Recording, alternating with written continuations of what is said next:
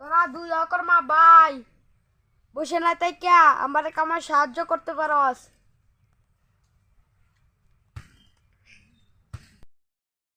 পাইতাম না।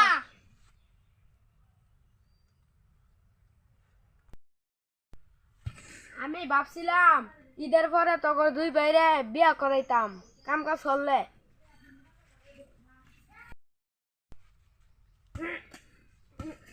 দে ওই দুই অকর মা কই গেল?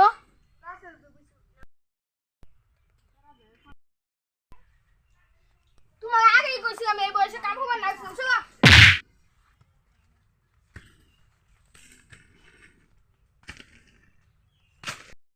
আমি তো তোর কথার কথা কইছিলাম। দুধ খাই ভাও কত তোমার ভাই যে থাকতাম